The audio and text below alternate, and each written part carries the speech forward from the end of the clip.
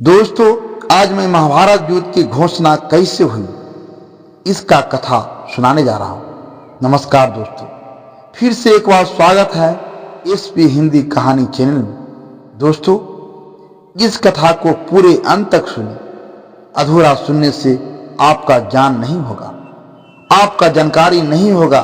दोस्तों, इस कहानी शुरू करने से पहले मैं आपको याद दिला दूं कि अगर हमारे चैनल पर नए हैं तो हमारे चैनल को सब्सक्राइब कर लीजिए ताकि कोई भी नई जानकारी लेकर आए आपके पास नोटिफिकेशन सबसे पहले पहुंचे। चलिए मैं कहानी को आगे बढ़ाता हूं। संध्या का समय था। हस्तिनापुर का राजमहल रत्न जटिल दीपों से जगमगा रहा था, परंतु वहां उपस्थित जनमानस के हृदय में एक अंधकार पसरा हुआ था।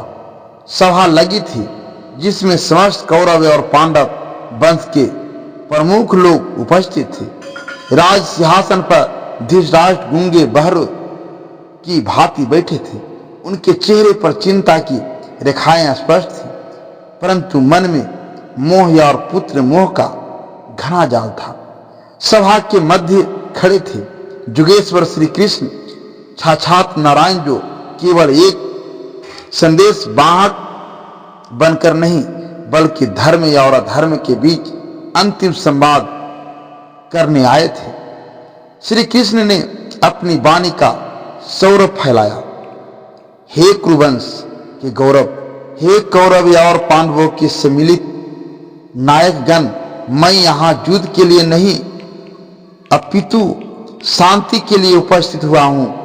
पूरा दरबार स्तब्ध था। श्री कृष्ण की वाणी में शांति की शीतलता भी थी और गर्जना भी की गंभीरता भी। श्री कृष्ण ने आगे कहा, युद्ध से केवल विनाश ही होगा। इतिहास तुम्हें विजेता या पराजित से नहीं बल्कि विनाश और रक्तपात से याद रखेगा। दुर्योधन, तुम्हारे पास अवसर है। पांडव केवल अपना अधिकार मांग रहे हैं। उन्हें उनका राज लौटा दो जिससे यह महाविनाश टल जाए। सभा में कुछ पलों का मौन रहा। सभी की आंखें दुर्योधन की ओर उठ गई। दुर्योधन के चेहरे पर एक कुटिल मुस्कान थी। वह तिरस्कार से हंस पड़ा और अपने सिंहासन से उठकर ठाठ से बोला, हे माघव, तुम मुझे नीति और धर्म का उपदेश देने आए हो। जान लो कि मैं एक सुई की नोक के बराबर भी भूमि पांडवों को नहीं दूंगा, चाहे युद्ध ही क्यों न हो जाए। यह सुनते ही सभा में सन्नाटा छा गया।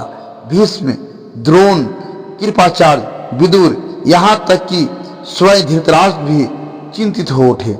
विदुर उठे और धृतराष्ट्र से बोले, राजन, यह अवसर अंतिम है।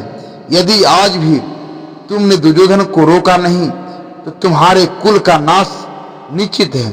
परंतु धृतराष्ट्र मौन रहे। उनके हृदय में प्रेम पांडवों के लिए था, परंतु मस्तिष्क पर मोह का पर्दा पड़ा था। श्री कृष्ण ने पुनः देखा कि अधर्म का पताका लहराने लगा है। वे गंभीर स्वर में बोले, दुर्योधन, तू जिसे अपनी शक्ति समझ रहा है वह तेरी सबसे बड़ी दुर्बलता है। तूने धर्म को ठुकराया है। अब तुम्हें इसके परिणाम भुगतने के लिए तैयार रहना चाहिए। दुर्योधन क्रोधित हो गया। उसने अपने सैनिकों की ओर देखा और आदेश दिया, इस कृष्ण को बंदी बना लो।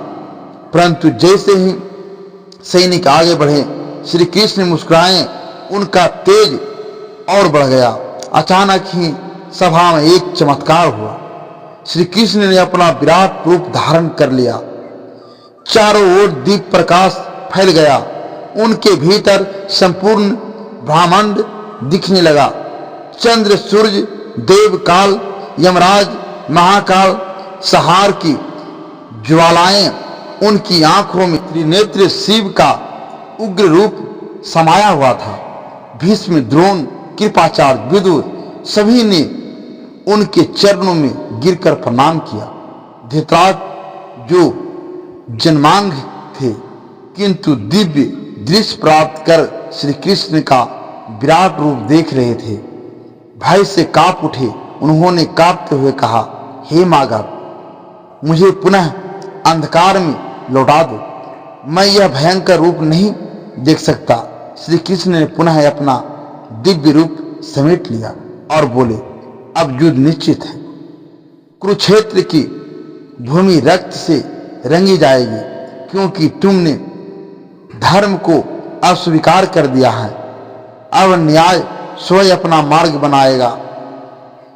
इसके पश्चात कुरुक्षेत्र की पवित्र भूमि को युद्ध के लिए तैयार किया जाने लगा। कौरव की ओर से 11 अश्विनी सेना, जिसमें महायोद्धा भीष्म, द्रोण, कर्ण, शकुनि और अश्वत्थामा सम्मिलित थे। पांडवों की ओर से 7 अश्विनी सेना, जिसमें भीम, अर्जुन, नकुल, सहदेव, द्रुपद, सात्यकी और अभिमन्यु सम्मिलित थे। भीष्म सेनापति नियुक्त किए गए। उन्होंने घोषणा की, मैं युद्ध करूंगा, लेकिन यदि नारायण स्वयं रणभूमि में आएंगे तो मैं अपने शस्त्र त्याग दूंगा। उधर श्री कृष्ण अर्जुन के सारथी बने और कहा, रणभूमि में तुम्हें केवल अपने धर्म का पालन करना होगा। युद्ध के पहले दिन संध्या के समय जब शंखनाद हुआ, तब संपूर्ण ब्रह्मांड में एक कंपन हुआ, धरती थर्रा उठी। अर्जुन ने श्री कृष्ण से कहा, हे माधव, मैं अपने ही कुल के विरुद्ध युद्ध कैसे करूं? तब श्री कृष्ण ने अर्जुन की श्रीमद्भगवद्गीता का दिव्य उपदेश दिया। जब शंखनाद ने महायुद्ध की घोषणा की, अगली भोर होते ही चारों ओर रणसिंघों की ध्वनि गूंज उठी। श्री कृष्ण ने अर्जुन से कहा, अब समय आ गया है, अर्जुन युद्ध का उद्घोष करो। अर्जुन ने गांडीव उठाया और पहला बाण चलाया। उसी क्षण कौरव और पांडवों के बीच महासंग्राम छिड़ गया। महाभारत का युद्ध आरंभ हुआ था।